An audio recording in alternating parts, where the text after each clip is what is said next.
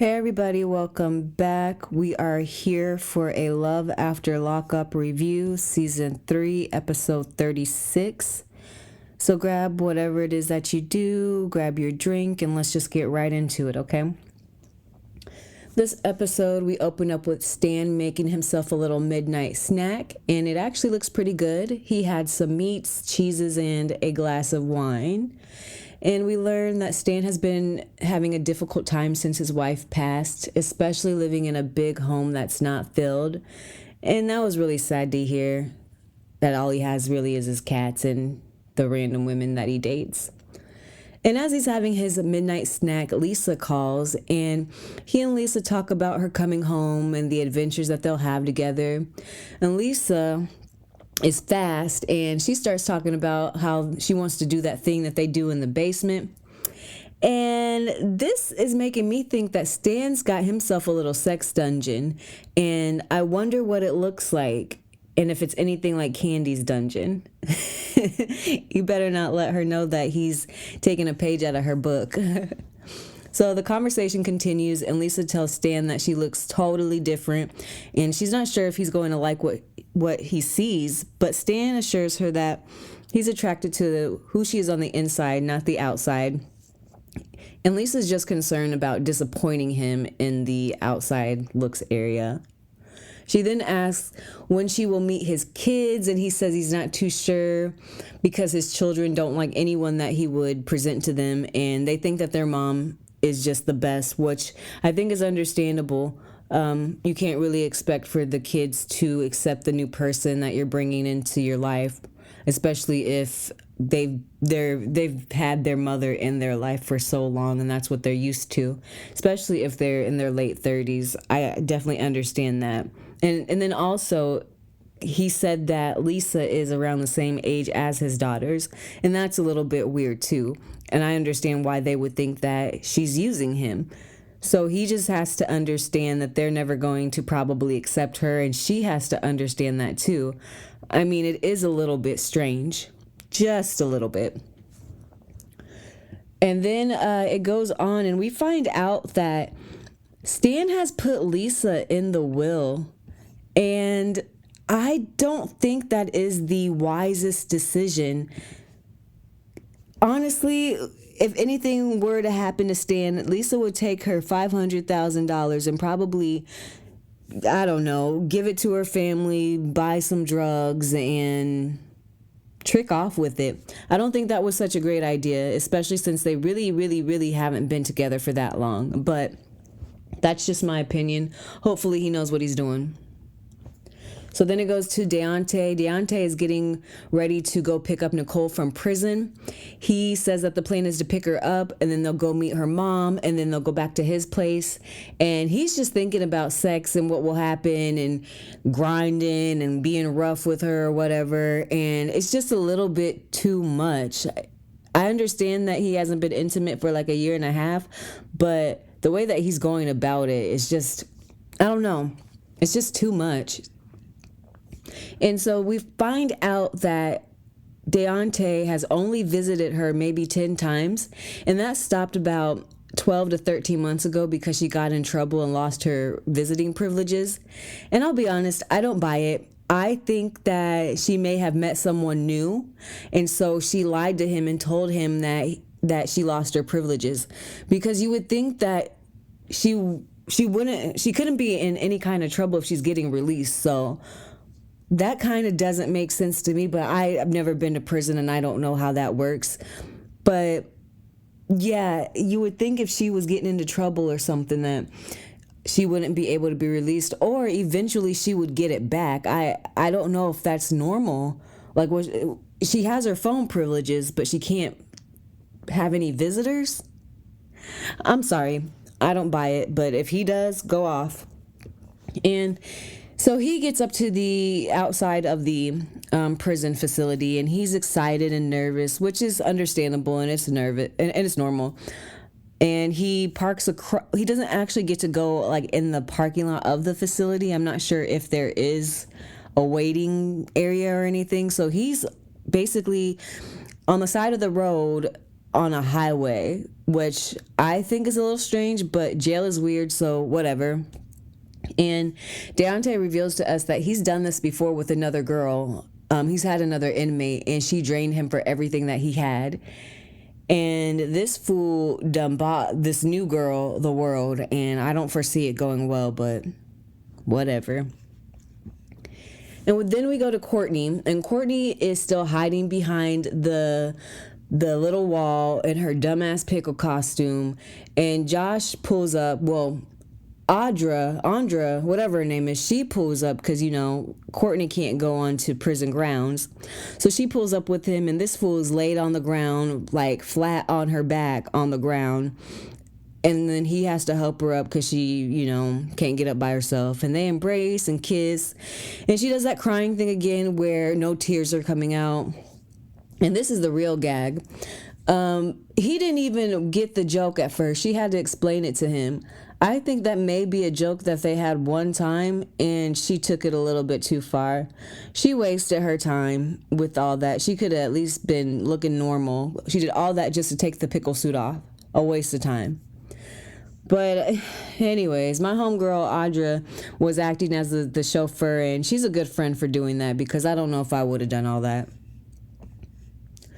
So then we cut to Rachel, and her phone is ringing because Doug is calling, and he's calling just to yell at her. Again, you're in jail. Chill out. You can't run nothing from behind those bars, so leave her alone. And he really sounds like a child on the phone who is taking out his frustration on her because of the situation that he's in.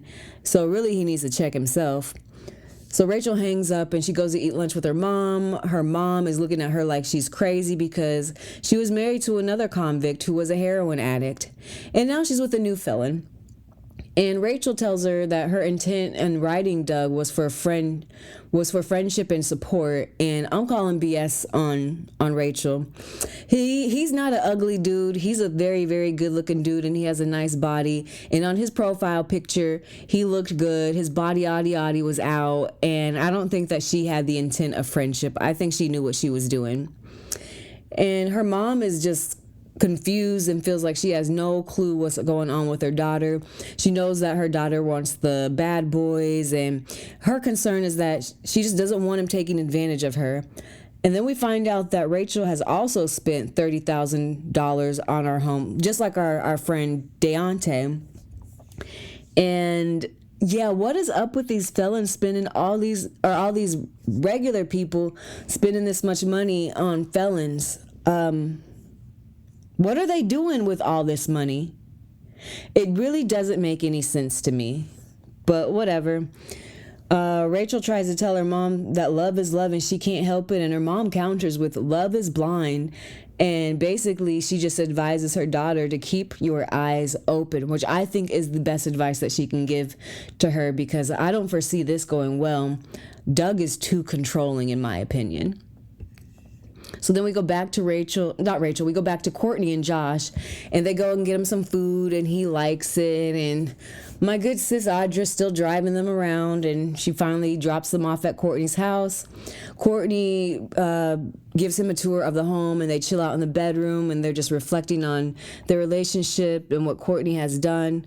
And I really like how Josh gives Courtney her credit because she did hold it down and made sure that he had a place to come home to and that everything was in order, even though she was going through her own thing. Remember, she was behind bars over him, and she was going without in order to make sure that he was taken care of. So I like that he gave her props and was just thankful for her. So then we go to Brittany, and Brittany is on her way to her dad's birthday celebration. She takes his birthday celebration as the opportunity to tell her family about her felon boyfriend. She tells them that they've been dating for 9 months, and she hasn't told them because he's in jail. The family is shook, and they think that she's just playing around at first, but then they realize that she's serious. And Brittany tells them that he's about to get out in a few days, and her family just starts to warn her and says that he may go back to the lifestyle that he was leading that got him into prison in the first place, especially since she has extremely high standards and she's used to the finer things in life. And getting out, he can't really provide that for her. So they're just worried about it being a bad experience and him falling back into his old ways. They're also concerned because of her past, and they hope that it isn't a repeat of that situation. Brittany was previously in a relationship that was physically abusive, and her mother is extremely disappointed in her and who she has chosen. And I feel like that's her prerogative to be disappointed, but I also feel like it's not about her mom. She has to let her daughter do whatever it is that she wants to do. It's her life. And I kind of feel for Brittany. And I feel like this happens in a lot of black households. We go our whole life trying to get the approval and to please our parents, not realizing that we shouldn't have to live up to their expectations. Those are their expectations, not ours. That has nothing to do with us. I think Nipsey Hussle said that. And you got to do whatever you want to do and do what's right for your life. So, yeah, I hope that even if this isn't the best situation for her, I hope that she focuses on her, because I don't know. I'm not even going to go into that. But I hope that she doesn't let her family dictate her decisions in her life, because she's going to look back and she's going to be very much so remorseful, and she's going to be regretting her decisions. But I also, too, before I move on to Deontay, I want to say that Brittany should have let her dad have his day. It was his birthday celebration, and she made it about her, and it wasn't about her in that moment. It was about him celebrating his life. So, yeah, I don't really like when people do things like that. Let people have their moment. Let them have their shine. So then we go back to Deontay, and he's still waiting on the side of the road for Nicole to come out. She finally is released, and they start kissing, and her prison makeup is all over him. Gross. Then he calls her his forever, and that's where I would have had my first red flag, because in response, she just says ditto. And I don't think he's calling her his forever, and that there's nothing that he wouldn't do for her, and her response is ditto. I don't know. That rubbed me wrong. You're supposed to be in love with this man, and all you could say is ditto. I don't know. So then they go to the car, and he brings out a bottle of wine and 2 glasses. He gives them literally a sip of wine in both glasses. I don't know if it's because he has to drive or if because they're on camera, but yeah, it was just a drop. Okay. And then he gives her the envelope full of money. And after she gets that, she finally says that she loves him. And I don't know, that's a red flag to me. She didn't say it whenever you're expressing your feelings to her, but when you give her the money, all of a sudden she loves you, and she wouldn't have been able to do it without him, and blah, blah, blah. And I don't know. I just think he should keep his eyes open when it comes to her. And Deontay's just ready to get busy and have sex, and that's really where his mind is at. But Nicole doesn't want to, and her excuse is because she just got out of prison, and I don't think that's her real reason. I think that she sees what Deontay has already done for her, and she's gonna milk it for whatever she can. So I saw in the preview that she was saying that she won't have sex with him until he gets her a boob job. So Deontay really just got himself into another situation. And I hate to say it, but his friend Derek was right. He did just put a down payment on a white woman. Unfortunately, that is the true tea. And so then we end out the show with Stan. There was this little scene which I thought was cute. Stan was moisturizing his face, and his homie Sam was with him, and Sam is the cat. And I don't know, Stan is adorable to me. He's an adorable old man. But after, I guess, he moisturizes his face all up, he goes to a wig store, boutique, because Lisa says that she doesn't have much hair because she was in a fight. And so he goes in and we meet Nikki, who I think is a shop owner, and she's helping Stan pick out some wigs. And my good sis was a little close to Stan, and I'm not mad at her because I think she peeped what we all probably would have peeped. There's this old man who's a sugar daddy up in my shop, and I could possibly upsell him. So I think that's exactly what she did. She sold him 3 wigs for $1,300, and I'm no wig expert, but I think I probably could have found those on Amazon for $29.99. But you know what, Nikki? You did what had to be done. So go off. Go off. So after he is leaving the wig shop, he gets a call from Lisa, and Lisa's just venting because her brother went on a high-speed chase and his bond is at $30,000 now. And she calls Stan and she asks if they can help him out, and Stan's basically saying no. It'll probably do him better if he just sits in there. And I agree with him. I don't think Stan should be paying anything to get him out of jail. And $30,000 for his bond?